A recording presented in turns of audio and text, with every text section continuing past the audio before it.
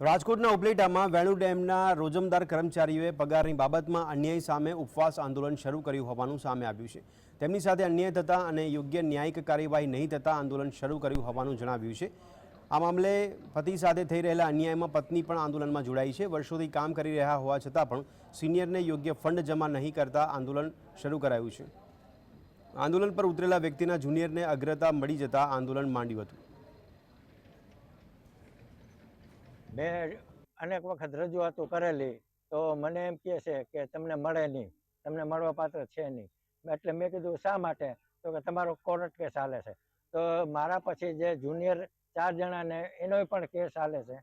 એને સબ ડિવિઝને વિભાગીય કચેરીએ કોઈ પણ એની મંજૂરી લીધા વગર અહીંથી એને છઠ્ઠું ડીપી અને છઠ્ઠું પગાર પંચ આપી દીધું છે। હું મારા પતિના ન્યાય માટે મારા પતિના પાછળના જે જુનિયર છે એને આપે છે ને આ મારા પતિ વારે વાર માગણી કરે છે તો તેને આપતા નથી। એ હાટુથી હું ન્યાય માટે આંદોલનમાં